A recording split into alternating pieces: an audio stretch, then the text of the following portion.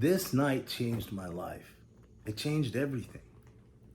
I, for the rest of my life, I've never been the same. The things that are going on in my life right now are because of this New Year's Eve. I'm going to tell you about it. The Rev isn't just a preacher and storyteller.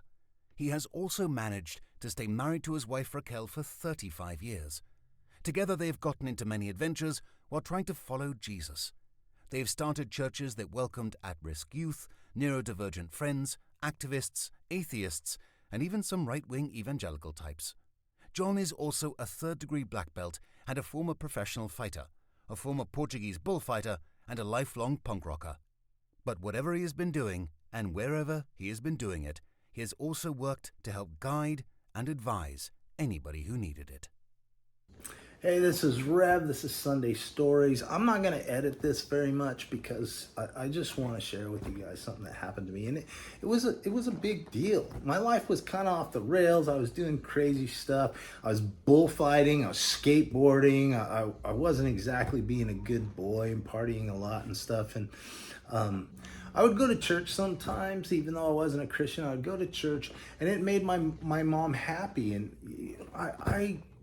I was a punk rocker, I was skateboarding, I was bullfighting, I was partying, I was doing all this stuff, but I still wanted to make my mom happy. So every once in a while I'd go to church, and usually it was before a bullfight, because I could ask this group of people that were very earnest and devout if they would pray for me at my bullfight. And it doesn't matter if the prayers really meant anything or not. There was the chance that they did. And so I wanted people to pray for me, because when you're at a bullfight, you can get seriously injured. Now, the bullfighting is a completely different story. If you subscribe and you become a part of these regular listeners, I'm going to tell bullfighting stories eventually. But that's not this story.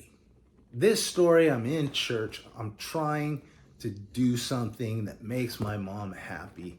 And like most stories, it starts that night with a girl, right? I was in a popcorn Pentecostal church, that's what I call them, where people would just stand up and give their testimony, and they'd sing a song and someone else would pop up and give their testimony. And sometimes the preacher didn't even preach because everyone was popping up and giving their testimonies the whole time. And it was actually kind of weird. I mean, I grew up in the Catholic Church, and you don't say nothing unless it's written down, So I was uncomfortable there, but, I could stand up and ask people to pray for me, and they would. So I went, made my mom happy. Maybe it helped me not die, I don't know. But I'm sitting there in church, and all of a sudden, this gal pops up behind me. Now, I hadn't seen her. I didn't know who it was. I'd never heard the voice before. But man, this voice was sexy.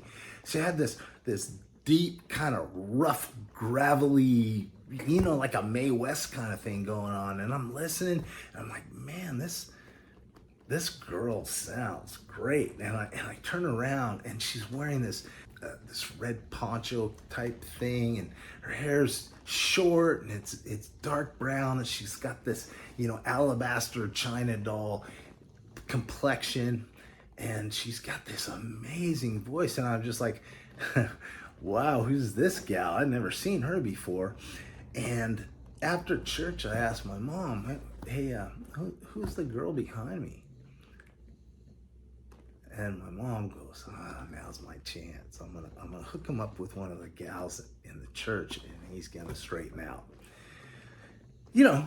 Moms are always scheming how to get their boys to straighten out. And so she decides she's going to have a young adults meeting at our house. And she invites all the young adults in the whole church to come because she wants Julie to meet me one more time. And so they come out, and they're there, and Julie's there. And afterwards I start talking to her, and she's a really sweet gal. I actually like this gal a little bit. So you know what? I'm going to ask her out. And before the next meeting, which was a month later, I called her. I called her like 3 times, and she never called me back, And apparently every time I called, I would talk to her sister, and I'd leave a message.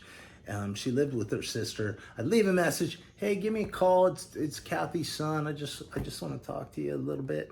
And she never called me back. And it was kind of weird, right? It was weird because you'd think even if she wasn't interested, she'd give me a call back and say something, right? But I didn't talk to her, and I'm just kind of like, whatever. And then the next meeting comes up. And during the meeting, she talks a little bit, and her voice isn't quite as rough as it was last month. But afterwards, I just talked to her, and I said, hey, I called you. I called you a few times before the meeting. Did you get the message? And she goes, oh, I'm so sorry. I'm living with my other sister right now, and I didn't get the messages.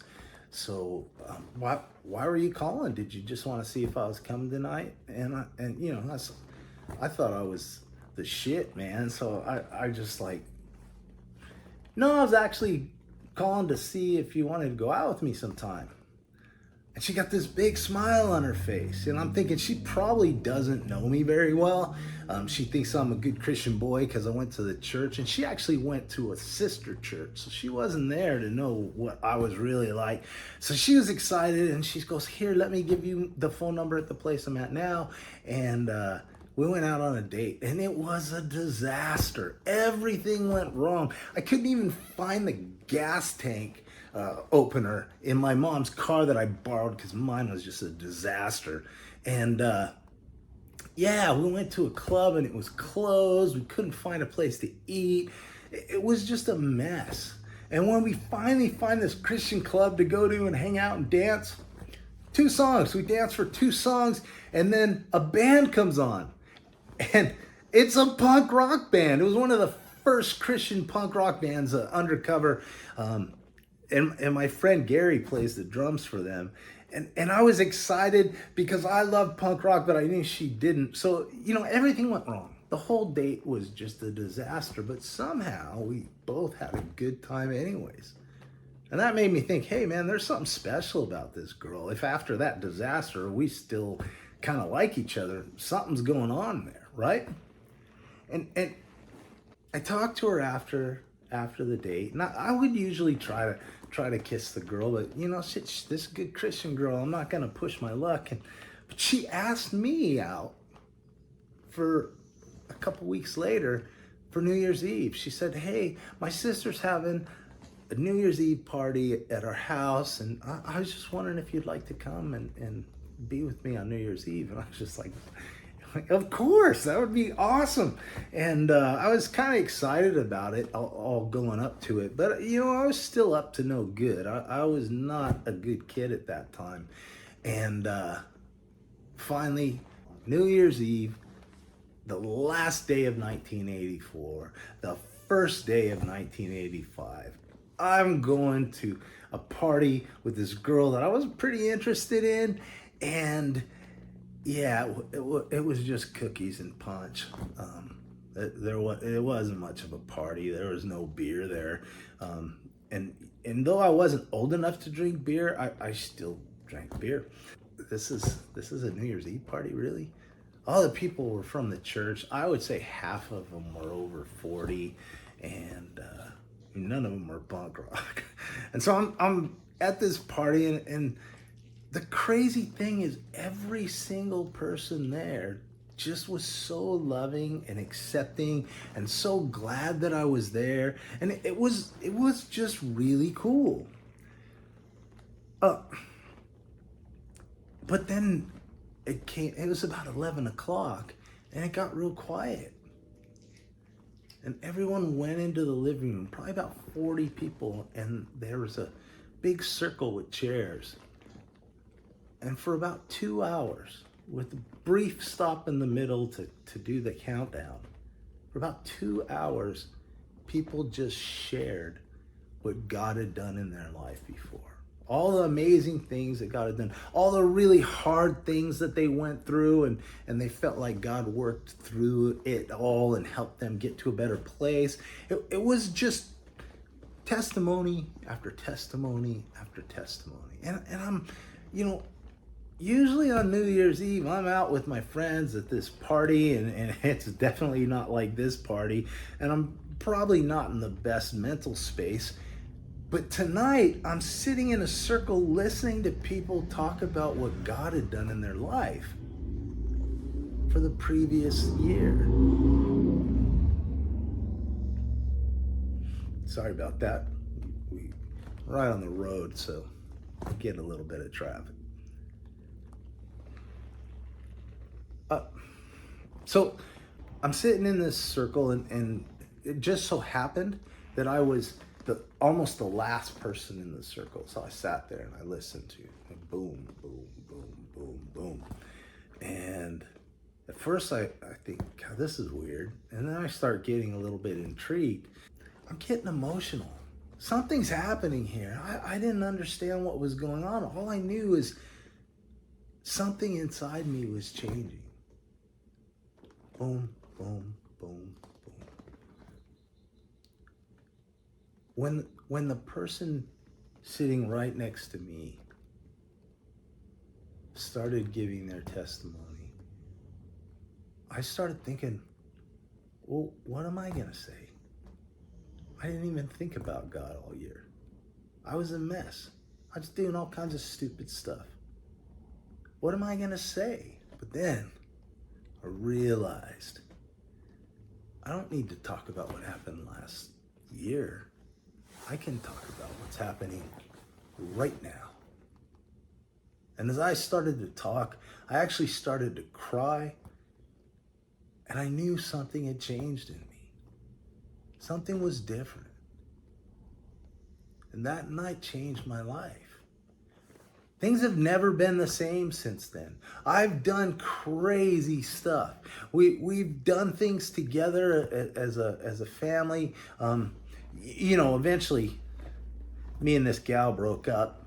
It was a mess. That's another story. But I met my wife. I knew she could be a minister's wife, and to me, that was the thing.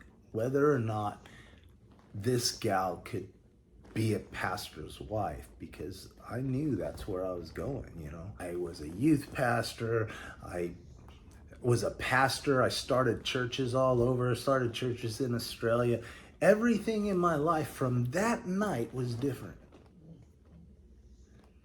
But it's not this great story. It's not like, yeah, my life was a big mess and then God made everything wonderful. Well, that's not what happened. My life got way more complicated. I started realizing things like, you know what? Jesus doesn't want you to go hunting for money. I started realizing things like, if you're following Jesus, it's not about what you know, it's about who you are and what you do. Things that kind of got me pushed out, but everything I did is now because of this thing that happened. But there's something else about that night. When something happens that is so intense, that changes you forever, you remember not just what happened, but you remember the setting in which that happened.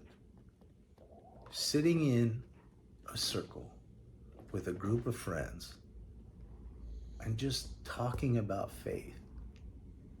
I didn't realize how much that impacted me until a little bit later in my life, when I starting small group churches that met in homes. Because that is where my life changed. And I wanted to share that with other people. It changed my life forever, man. And I'm not trying to get anybody to switch on to my team. I'm not trying to save anybody from eternal hell and damnation and stuff like that. What I would love to do is just to invite you to start walking on a journey to what Jesus called the kingdom of heaven. The kingdom of heaven isn't somewhere you go. The kingdom of heaven is living like heaven is reality right now. Standing against the hell of oppression and poverty and marginalization, people that don't have friends because they might be homeless or mentally ill. God, the way I understand God, through Jesus, is calling us to live a life that cares for those people that the world isn't caring for. And I'd ask you to come be part of that journey. Be part of the journey towards making the world a better place, to creating heaven now. Some people call this the social gospel, but I'll tell you something. If you read about Jesus, there is no other gospel. The gospel is a social gospel.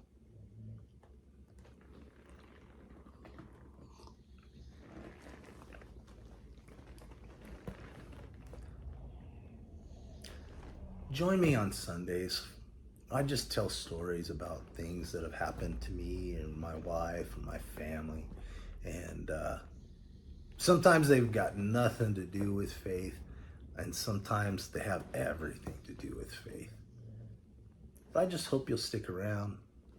Press the subscribe button so you can, hear when a new video is up.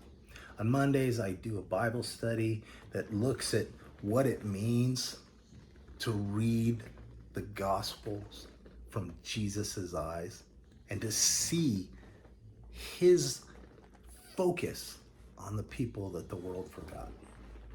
So that's what we're doing on Mondays. Come join us, see if you like it, and if you like this, just follow for more. That's the cool thing.